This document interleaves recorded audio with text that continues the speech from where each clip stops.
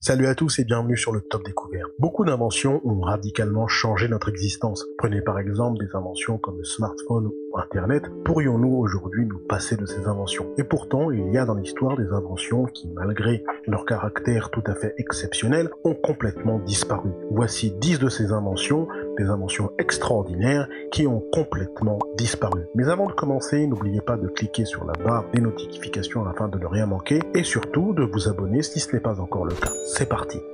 Numéro 10, le feu Grégoire. Le feu Grégoire est un mélange inflammable, brûlant même au contact de l'eau. Employé dans l'Antiquité et au Moyen-Âge pour la fabrication d'engins incendiaires utilisés au cours de sièges et de combats navals, son invention est datée de la fin du 7e siècle et attribuée à Callinicus d'Héliopolis, un architecte réfugié à Constantinople. Les Byzantins l'employèrent généralement lors des batailles navales avec des effets dévastateurs pour la marine adverse. Cela leur procura un avantage technologique qui contribua à leur faire remporter plusieurs victoires décisives, notamment lors des 2 sièges de Constantinople, ce qui permit d'assurer la survie de l'Empire. L'impression faite par les feux de Grégoire sur les croisés occidentaux est telle que le terme est utilisé pour n'importe quelle sorte d'arme incendiaire, y compris celles utilisées par les Chinois et les Mongols. Cependant, celles-ci sont différentes et ne reprennent pas la formule du feu Grégoire byzantin, qui était un secret militaire bien gardé, à tel point qu'elle est aujourd'hui perdue. Ainsi, la composition du feu Grégoire reste purement spéculative avec des hypothèses incluant des mélanges de résine de pin, de naphte, d'oxyde de calcium, de soufre ou de salpêtre. L'utilisation par les Byzantins de mélanges incendiaires se distingue par l'usage de siphons pressurisés pour projeter le liquide contre l'ennemi. Le feu Grégoire aurait été introduit en Europe occidentale au XIIe siècle et utilisé pour la première fois en 1151 en France par Grégoire V d'Anjou lors du siège de Montreuil-Bellay, puis en 1203 au siège de Château-Gaillard. Numéro 9, le verre flexible.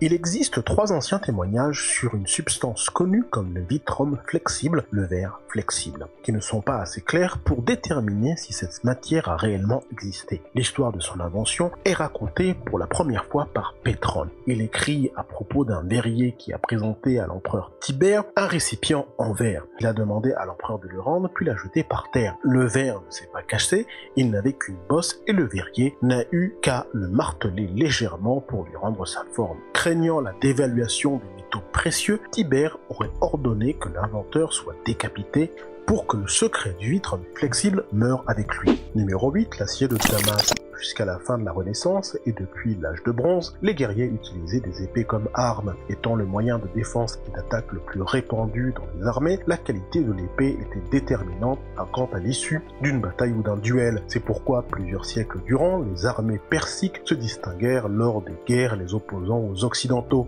En effet, les troupes issues de la région du Golfe disposaient d'épées forgées en acier de Damas, extrêmement tranchantes et incroyablement résistantes. Les lames en acier de Damas offraient à ceux qui les portaient un avantage de taille face à leur adversaire. Durant le Moyen-Âge, les lames en acier de Damas étaient très populaires et disposaient d'une notoriété inégalable. Principalement utilisé lors de la confection de poignards ou de fer à lance, l'acier de Damas n'a cependant pas d'origine certifiée. En effet, assez incertaine, l'origine de l'acier de Damas donne naissance à de nombreux désaccords parmi les historiens. Il existe plusieurs théories quant à ses origines. Bien sûr, son nom n'est pas sans évoquer la capitale syrienne qui pour certains semble être le berceau de cette technique unique, alors que d'autres chercheurs estiment que l'acier de Damas aurait tout d'abord été conçu en Iran et que son nom ne serait qu'une référence aux célèbres étoffes de Damas qui en bien des points ont le même aspect que les lames issues de cet acier. Néanmoins, une chose est certaine, l'acier de Damas est né dans la région du Golfe Persique plusieurs siècles avant notre ère. Il fallut attendre les croisades pour que les Européens commencent à découvrir cet acier légendaire, mais ne purent pas pour autant en percer ses secrets de fabrication. Ils furent si bien gardés que son processus de fabrication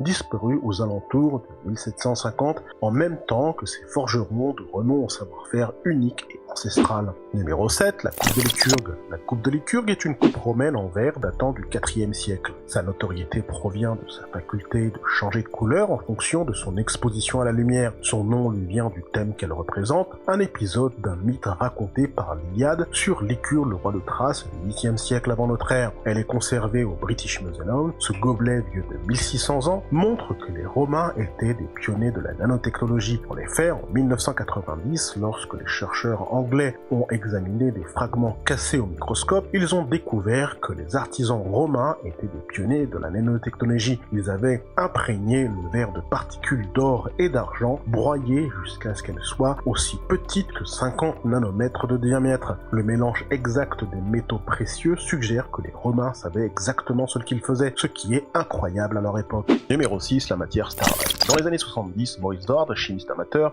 s'est immergé dans la création de produits capillaires. Cependant, il aurait accidentellement fabriqué un matériau résistant à la chaleur appelé Starlight. En 1993, Starlight a été présenté à l'émission de télévision de la BBC Tomorrow World. Dans le spectacle, un œuf a été recouvert de la matière Starlight et placé sous la flamme d'une torche pendant 10 minutes. L'œuf s'est fissuré, mais est resté totalement cru. En théorie, Starlight pourrait donc protéger le corps humain de la chaleur produite par une explosion nucléaire. Ward était un homme très protecteur. Il a donc gardé son secret et décédé avec son secret en 2011. Il n'a jamais collaboré avec aucune entreprise pour commercialiser son produit. La composition de Starlight reste donc à ce jour un secret à élucider. Numéro 5, les Stradivari. Aujourd'hui, les instruments de musique fabriqués par le luthier italien Antonio Stradivari vaut son pesant d'or. Ces altos, violons et guitares peuvent être échangés contre une maison, une voiture, voire des pierres précieuses. Le prix de chaque violon peut atteindre des milliers, voire des millions de dollars. Chacun de ces instruments est un véritable bijou technologique dont le secret est mort avec son fabricant. Numéro 4, le rayon de la mort. Dans les années 30, le célèbre inventeur Nikola Tesla a prétendu avoir inventé une arme révolutionnaire, le rayon de la mort. Ce rayon projetant de l'énergie de façon dirigée aurait été capable de fendre la Terre en deux. Le but de Nikola Tesla avec cette invention était de mettre les chefs d'État d'accord afin que la paix règne dans le monde. Il aurait essayé de vendre son arme aux autorités américaines, ne l'aurait pas pris au sérieux. Il se serait retourné alors vers l'URSS pour vendre son projet. Jusqu'alors, personne ne peut certifier si cette arme a réellement existé ou pas. Quoi qu'il en soit, le rayon de la mort et sa composition restent aujourd'hui un mystère. Numéro 3, la machine à tuer les cancers. Royal Raymond Rife est un chercheur indépendant qui a prétendu avoir fortement amélioré les instruments de vision microscopique et avoir découvert un traitement radioélectrique capable de tuer certaines bactéries et des virus qu'il estimait être responsables du cancer. Il a prétendu avoir, grâce à des phénomènes de résonance et avec des appareils électriques générant certaines fréquences, découvert un moyen de traiter certaines maladies dont la tuberculose, puis dès 1922 le cancer. Aujourd'hui, différentes firmes utilisent son nom pour commercialiser des dispositifs thérapeutiques fondés sur ces préceptes, aucun n'ayant fait les preuves de son efficacité. La plupart de ces objets, pour ne pas dire la totalité de ces objets, sont interdits à la vente dans beaucoup de pays du monde. Numéro 2, le béton romain. L'un des mystères les plus fascinants de la Rome antique est sans aucun doute la longévité impressionnante de certaines de leurs structures. Les vastes structures romaines qui ont perduré des milliers d'années sont un témoignage des avantages du béton romain sur le béton utilisé de nos jours. Exposées à l'assaut des vagues et de l'eau salée, les structures de béton construites en mer par les Romains antiques semblent plus résistantes que jamais, au grand étonnement des ingénieurs modernes dont les structures ne survivent qu'une cinquantaine d'années en moyenne. Selon une étude menée par l'université californienne de Berkeley, il semblerait que le secret de cette longévité soit dû à un mélange de cendres volcaniques à la composition de ce béton. Numéro 1, le chronoviseur. Le père Ernetti est fascinant non seulement pour son travail d'exorciste dans la région de Venise, mais surtout pour son travail sur le chronoviseur. Dans les années 60, il aurait affirmé avoir construit une sorte de spectateur temporel dans le cadre d'un groupe qui aurait inclus le prix Nobel Enrico Fermi et Werner von Braun. La machine s'appelait chronoviseur et pouvait prétendument voir et entendre les événements du passé. Selon une explication d'Ernetti, l'énergie et le son lumineux que les objets émanent sont enregistrés dans leur environnement, de sorte qu'une bonne utilisation du chronoviseur pourrait reconstruire à partir de cette énergie les images et les sons d'un ensemble spécifique d'événements du passé. Vrai ou pas, c'est un mystère qui reste à élucider. Voilà qui conclut cette liste. N'hésitez pas à cliquer sur le bouton like si ça vous a plu et à vous abonner si ce n'est pas encore le cas. À très bientôt.